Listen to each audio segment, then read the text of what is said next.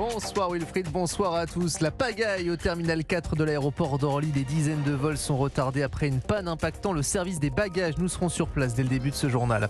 Le policier soupçonné d'avoir tiré un LBD sur le jeune Eddy après les émeutes de Marseille reste en détention provisoire. Décision prise par la cour d'appel d'Aix-en-Provence. Le rappeur L'Homme Pâle, visé par une enquête pour viol, les faits remonteraient à 2017 avec une plainte déposée il y a 3 ans. Il dément en bloc ses accusations. Enfin, Donald Trump doit comparaître ce soir devant un tribunal de Washington. L'ex-président américain va se voir inculpé pour conspiration en vue d'inverser le résultat de l'élection présidentielle en 2020. Et la tendance météo, Valérie Darmon ? Effectivement, un petit peu moins gris dans notre ciel, sur la façade ouest notamment, de la Normandie aux Pyrénées, et le soleil qui brille toujours sur le pourtour méditerranéen. Un météo complète en fin de journal. Europe 1. Pour débuter, vous vous apprêtez à partir, prendre l'avion à l'aéroport d'Orly. Renseignez-vous avant, une panne inédite provoque la pagaille et d'importants retards au terminal 4. Oui, il est impossible pour les équipes sur place d'enregistrer les bagages sur les tapis. Le groupe ADP estime donc qu'environ 10 000 passagers voyageant sur 40 vols étaient affectés. Aujourd'hui, le terminal 4 qui accueille des compagnies desservant l'outre-mer ou encore l'étranger. Antoine Biavo, bonsoir, vous êtes sur place ? Bonsoir Guillaume. Alors, situation extrêmement compliquée encore ce soir pour les vacanciers. Ah oui, situation chaotique ici à Orly avec des milliers de voyageurs qui attendent assis par terre leur avion depuis de longues heures. Le vol de certains passagers a même été reprogrammé à Roissy, l'autre aéroport parisien qui se trouve à plus d'1h30 en transport. C'est le cas de Célois qui devait partir au Maroc. Déjà mon vol ça a été annulé ce matin.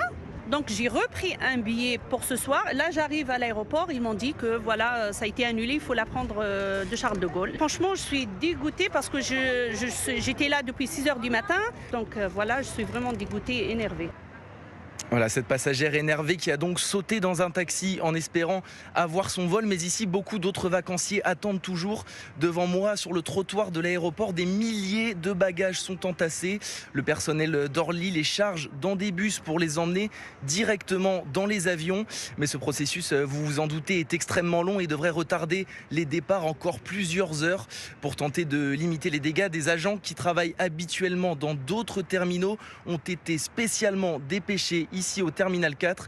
Situation ubuesque donc, même le personnel de l'aéroport me confiait avoir rarement vu un tel chaos ici à Orly. Merci beaucoup Antoine Bienveau depuis l'aéroport d'Orly au sud de Paris. Le policier soupçonné du tir de LBD sur Eddy lors des émeutes survenues à Marseille est maintenu en détention provisoire. Décision de la cour d'appel d'Aix-en-Provence. Lors de son audition ce matin, le force de l'ordre a reconnu avoir effectué ce tir à une reprise la nuit des faits. Pour en parler, Maïlène Trémollet, vous nous avez rejoint. Bonsoir.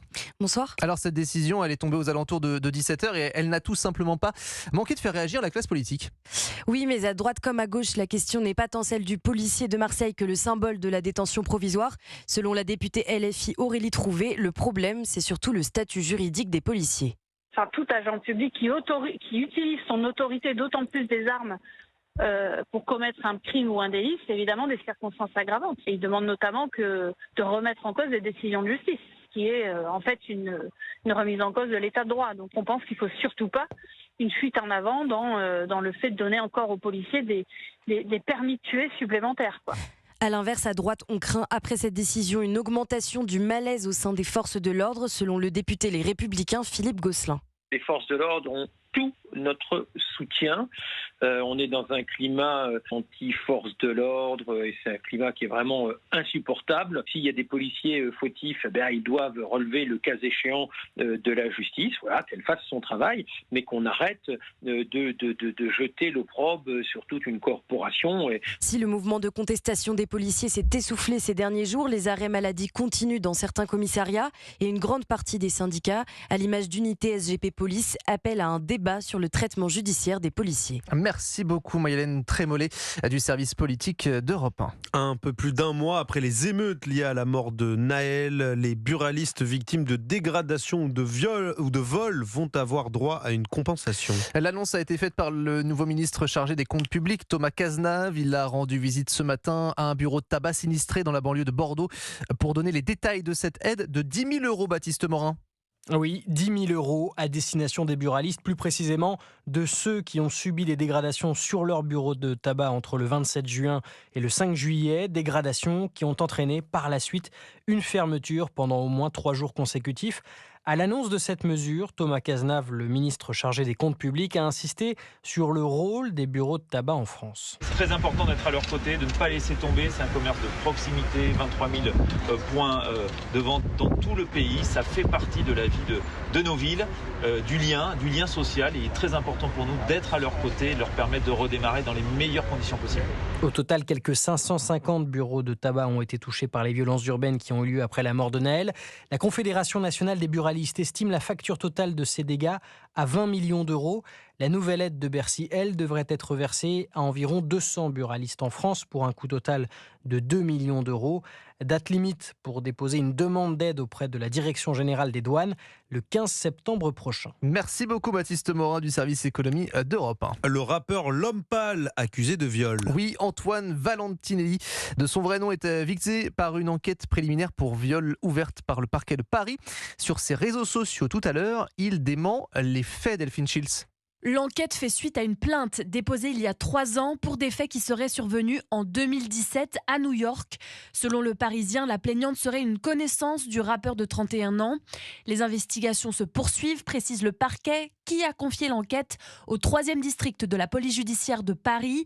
Le rappeur avait déjà été épinglé dans les médias par la journaliste Jenna Boulmedet le mois dernier. Elle affirmait sur son compte Instagram recevoir depuis 2 ans déjà des témoignages de femmes se disant victimes de gestes déplacés et non désirés d'Antoine L'Homme Pâle. Le rappeur, actuellement en tournée et attendu aux plages électroniques de Cannes ce dimanche, vient de démentir en bloc les accusations qui pèsent sur lui. « Je n'ai rien à cacher », écrit-il sur son compte Instagram. Il s'est dit prêt à répondre à la justice. Le récit des faits par Delphine Schiltz. Au volet judiciaire toujours, le parquet de Nanterre a ouvert début juin une information judiciaire pour viol et violence conjugale visant le PDG de Casino, Jean-Charles Naouri. Le juge d'instruction va instruire pour voir s'il y a des nouveaux éléments après le dépôt d'une plainte avec constitution de partie civile en octobre 2022 par son épouse, avec qui il était alors en instance de divorce. Une première plainte avait été classée sans suite. Le parquet national antiterroriste ouvre une enquête préliminaire pour association de malfaiteurs en vue de la préparation d'actes de terrorisme contre le Front de Libération Nationale Corse. Dans un communiqué, mardi, le groupe clandestin revendiquait 13 attentats contre des résidences, 1 contre une voiture d'un officier de CRS ou encore 2 contre des agences bancaires. Dans ce texte, le groupe armé appelle les Corses à la résistance alors que le peuple corse se dilue dans une colonisation du peuplement disproportionné. Ils mettent en garde notamment les Corses complices qui confondent réussite financière et réussite sociale. Aux États-Unis, Donald Trump est attendu au tribunal fédéral de Washington cet après-midi à 16h heure locale, 22h en France. Lors de l'audience préliminaire, il sera donc informé formellement de son inculpation. L'ancien président a choisi de se rendre sur place en personne pour profiter au maximum du retentissement médiatique et ainsi en tirer un bénéfice politique. Quelques heures avant cette nouvelle comparution pénale historique, rappelons-le, l'ex-locataire de la Maison-Blanche a dénoncé une instrumentalisation sans précédent de la justice et accuse au passage son rival, Joe Biden, d'être à la manœuvre de ces nouvelles poursuites. Alors, Aviva Fried, pendant ce temps, ses avocats essayent de dépayser le procès afin d'éviter à la fois la juge mais aussi le jury local.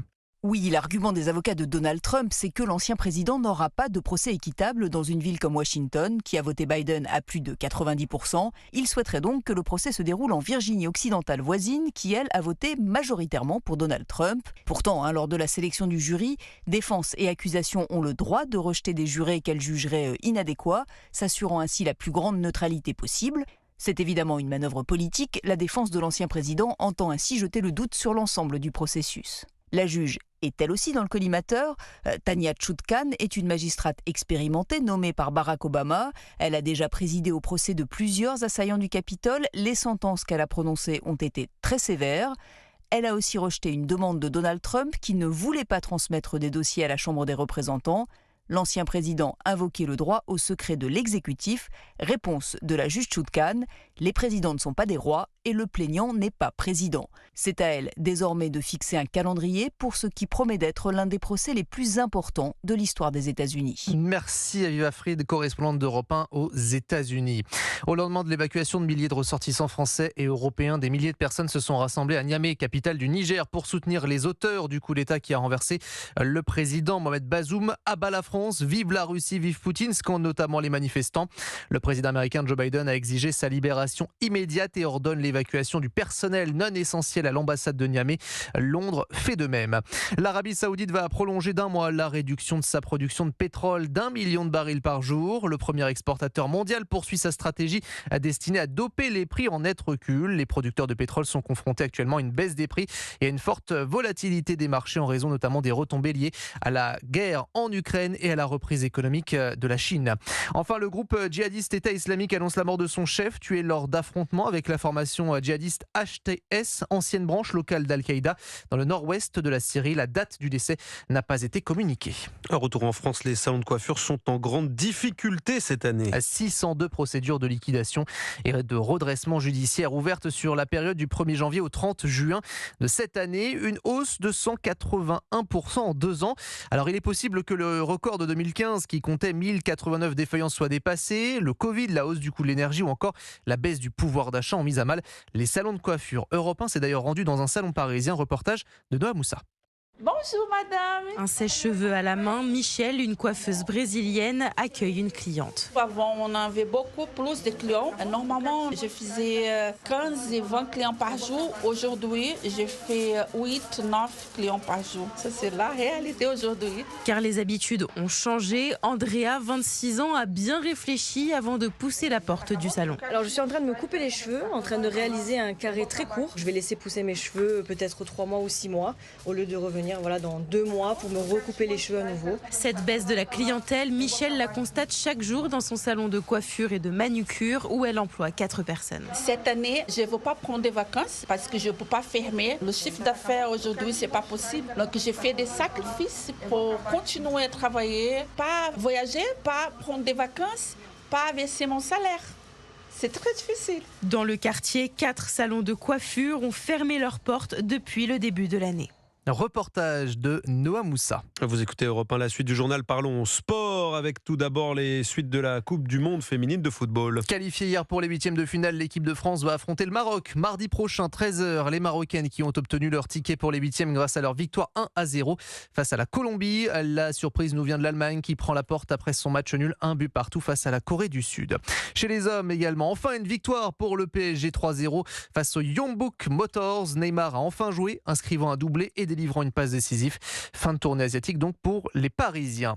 Et puis à 2 jours du coup d'envoi de la saison de Ligue 2, c'est un feuilleton qui n'est toujours pas terminé. Le comité exécutif de la Fédération française de football était réuni pour évoquer la situation du FC Sochaux, relégué en national par la DNCG. Le club franc-comtois, soutenu par un repreneur potentiel, se battait ces derniers jours pour défendre sa place en Ligue 2 avant de recevoir un avis négatif de CNOSF cette semaine. À présent, c'est au tribunal administratif de s'exprimer.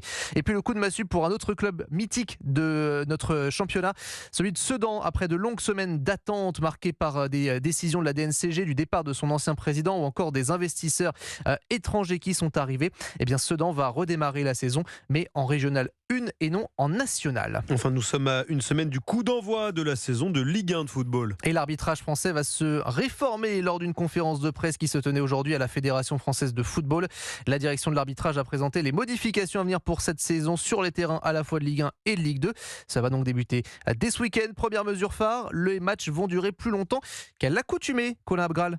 Oui, c'est l'une des grandes lignes du projet d'Anthony Gauthier, le directeur de l'arbitrage français, rendre le football plus attractif. Souvenez-vous, lors du mondial au Qatar, la surprise générale lorsque le 4e arbitre affichait 10 à 15 minutes d'arrêt de jeu, et bien cela risque d'être le cas sur les terrains de Ligue 1 et de Ligue 2 cette saison. Plus de précision avec Stéphane Lannoy en charge de l'arbitrage professionnel. Ce sera plus nuancé. Donc en France, on est sur une récupération des arrêts de jeu plus précise, avec vraiment la célébration des buts en point d'orgue et ensuite tous les éléments qui n'ont pour objet que de faire perdre du temps, d'agacer. Tout ça, ça doit être pris en compte avec une liberté managériale dans la prise en compte de ces arrêts de jeu. Un temps additionnel prolongé, mais ce n'est pas tout. La direction de l'arbitrage veut fluidifier le jeu en arrêtant de siffler les petits contacts et en obligeant les arbitres assistants à lever leur drapeau rapidement lors d'un hors-jeu évident pour revenir le plus vite possible au jeu. Moins de fautes, plus de temps additionnel, en somme, plus de football. Cela a tout pour plaire. Il faudra scruter avec attention le début de la Ligue 2 ce samedi pour voir le nouvel arbitrage français à l'œuvre. Merci beaucoup Colin Abgral pour toutes ces explications.